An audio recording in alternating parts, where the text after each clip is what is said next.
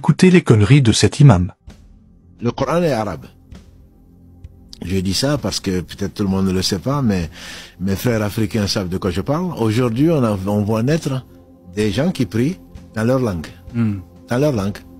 Et comme si la prière est nulle. La prière, elle est nulle. T'es plus imam, ça c'est fini frérot, je te destitue. C'est mort. Alors ça n'a peut-être pas de valeur tout de suite, mais dans quelques années, tu verras, ça aura toute sa valeur. Je te destitue. Parce que tu peux pas raconter des choses pareilles en étant imam. Puis imam en plus, qu'est-ce que ça veut dire imam? Tu sais, dans le Coran, il y a des imams du feu.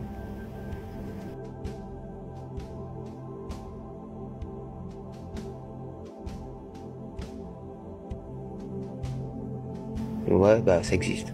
Voilà, prouve-moi que t'es pas ça, frère. T'es un imam. Vous êtes plein à être imam. Je vais tenter d'éclairer un peu ta lanterne. Lui, ça fait 2-3 fois qu'il parle des Corans seuls, des gens qui font la prière. C'est-à-dire des gens qui réfléchissent leur relation avec Dieu, il aime pas ça. Mon petit garnement. J'aimerais te poser une petite question ambivalente, si tu veux bien me répondre. Il me semble dans le Coran, un petit livre que tu piétines à longueur d'année, il me semble bien que le prophète David ne parlait pas d'arabe.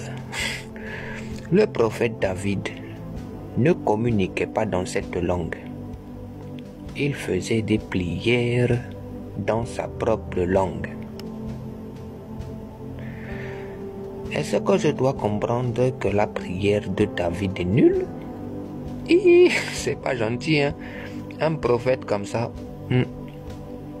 c'est vraiment pas gentil. Ah, je rigole les frères, j'exagère, je caricature, mais ce que je suis en train de vous dire, c'est absolument la réalité. Jésus, dans quelle langue il priait d'ailleurs? Il priait pas en arabe. David, il priait pas en arabe. Salomon, il priait pas en arabe. Tu sais que dans le Coran, faire la prière, quand on sait pas ce qu'on raconte, c'est pas possible. Ça m'étonnerait que dans ta mosquée, ils soient tous arabophones.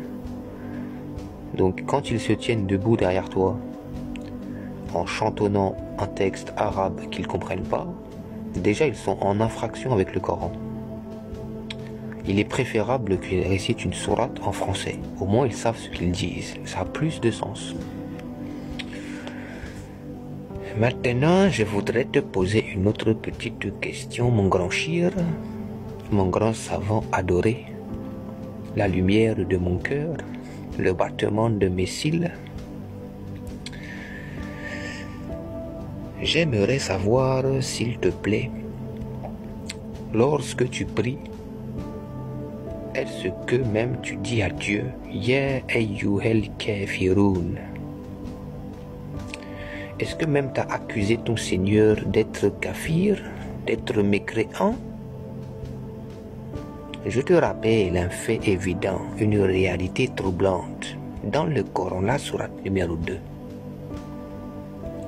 le Seigneur des mondes nous dit, lorsque nous prions, nous nous adressons à Dieu directement et Dieu nous répond. C'est un échange d'informations. Je ne peux pas me présenter devant Dieu et lui dire « Oh, toi l'infidèle !» Ça me pose problème parce que Dieu ne va me répondre de manière négative. Il va me dire « Non, c'est toi l'infidèle. Pour qui tu te prends? Tu viens me prier, tu m'attaques. » Mon petit garçon, il faut que tu comprennes que tout le Coran n'est pas une invocation. L'invocation, la prière est un acte d'adoration. C'est un moment vivant entre la créature et le Créateur. C'est la poitrine même qui s'emballe, qui communique ce qu'elle a au fond d'elle-même.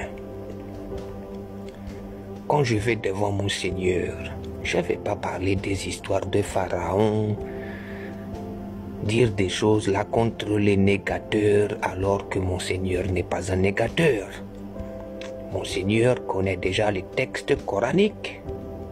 J'ai pas besoin d'aller lui enseigner, lui réciter sa propre parole.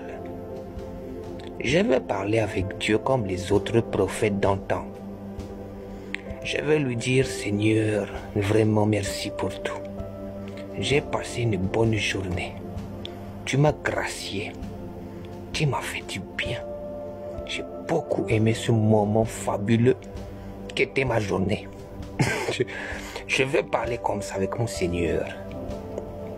Mais je ne peux pas. Quand tu me demandes d'aller voir mon Seigneur, lui dire, oh toi l'infidèle, tu vas voir. Et ça va poser problème dans ma relation avec Dieu. Tout le Coran n'est pas une invocation. Ta prière n'est pas une prière. Je t'ai dit, elle est nulle. Elle ne vaut pas un clou, ta prière est nulle. Je te destitue, tu n'es plus imam désormais. Je vais te faire un peu cogiter avec les versets qui suivent, mon petit garnement. Attention, je peux revenir.